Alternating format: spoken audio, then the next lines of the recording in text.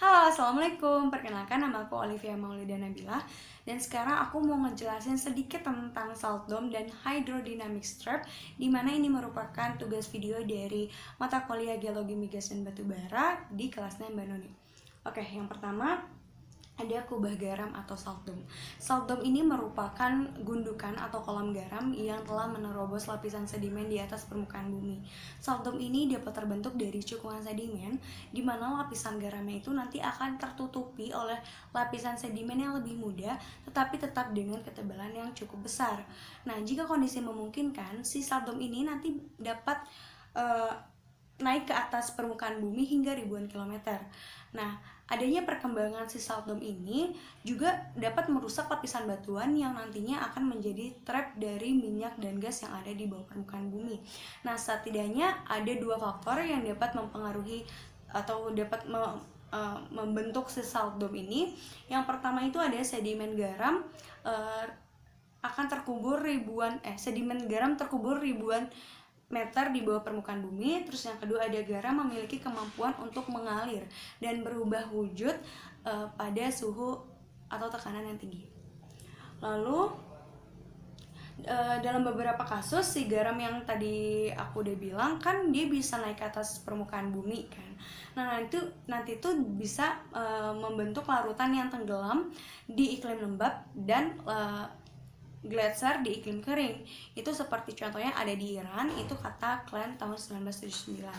Nah, adanya pergerakan garam atau halokinesis ini dapat berperan penting untuk trap minyak dan gas batubara dengan berbagai cara. Jadi cara dari pergerakan garam ini itu banyak caranya. Nah, caranya itu dari gambar yang ada di buku seperti ini. Ada beberapa cara. Yang pertama itu ini ada A. Di sini ada pergerakan domal. Terus yang B dan C itu ada pergerakan kesalahan. Yang D ada jepit penjepit. Terus yang E ada anti-clean penyu dan sedimen, dimana kita bisa lihat di sini ada sebuah anti-clean yang dapat terlihat jelas. Dan yang terakhir itu ada perangkap pemotongan. Nah, ini merupakan cara-cara dari pergerakan garam yang ada di bawah permukaan. Lanjut, nah lalu ada gambar di buku juga, ini di buku Richard Shelley.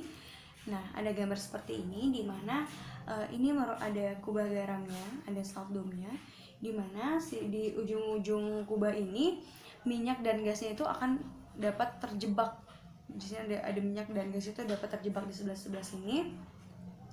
Dan terjebak oleh kesalahan baik dari sedimen terhadap sedimen maupun sedimen terhadap garam.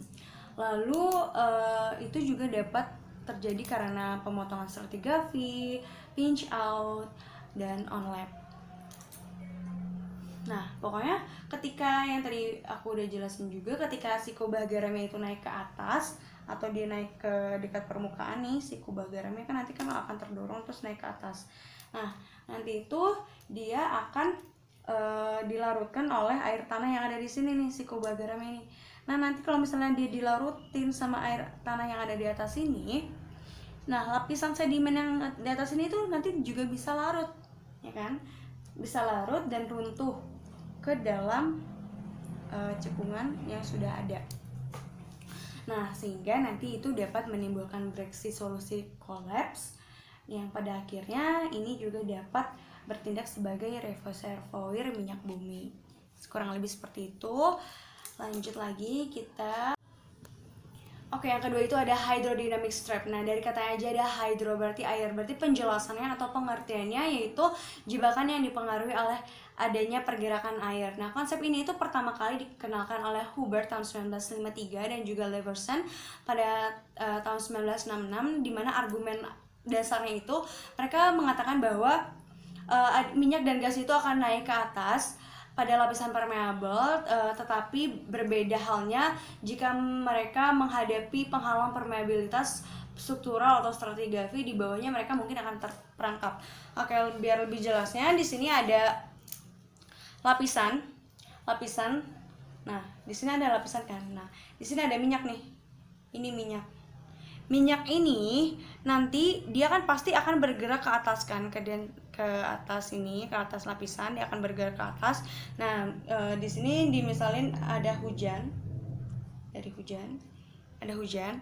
Nah, jadi air hujan ini nanti kan bakal masuk ke dalam lapisan tanah kan. Nah, karena dia akan masuk dan mengalir, nah kemungkinan mereka tuh akan bertemu, si air dan minyak akan bertemu. Nah, ketika mereka bertemu ini bisa jadi si airnya itu akan menahan pergerakan si minyak ke atas, ya kan? Nah, karena akan menahan, terjadilah di sini perangkapnya, terperangkaplah si minyak ini oleh air hujan yang telah mengalir dari atas ini. Kurang lebihnya seperti itu. Lalu pokoknya ya, si airnya itu, pergerakan air ini itu mampu merubah ukuran pada akumulasi minyak bumi yang dapat menyebabkan perpindahan. Nah, kemudian perangkap ini digambarkan pergerakan air yang biasanya dari air hujan masuk ke dalam reservoir formasi dan minyak bumi bermigrasi ke reservoir. Nah, terus lalu mereka bertemu untuk migrasi ke atas menuju permukaan melalui permukaan air. Kemudian tergantung pada keseimbangan berat jenis minyak dan dapat menemukan sendiri dan tidak dapat bergerak ke reservoir permukaan karena tidak ada jebakan minyak yang konvensional. Lalu ketika air bergerak secara hidrodinamik ke bawah lapisan permeabel, ia mungkin menghadapi minyak yang bergerak ke atasnya. Jadi si minyaknya itu kan akan mengalir pada lapisan yang permeabel pokoknya kan. Lapisan ini tuh lapisan permeabel, dia ngalir ke atas, tapi si airnya itu ngalirnya ke bawah, terus mereka ketemu, terus terjadi deh jebakan. Gitu. Pokoknya kontak minyak atau air yang miring itu jelas menunjukkan peran aliran hidrodinamik. Nah, jika tidak ada aliran dan tekanan bersifat hidrostatik, nah minyak ini tidak dapat terperangkap. Jadi kalau misalnya nggak ada aliran air nih, si minyaknya itu nggak bakalan terperangkap karena perangkap tersebut tidak memiliki penutupan struktural 4 arah. Jadi kalau misalnya airnya nggak ada, si minyaknya nggak akan terperangkap. Tapi karena ada aliran air dari air hujan dari atas ini, si minyaknya itu terperangkap. Oke, sekian presentasi sedikit dari aku. Kurang lebihnya mohon maaf, dan segitu saja pengertian yang bisa aku mengerti dari buku Richard Shelley. Semoga bermanfaat dan terima kasih.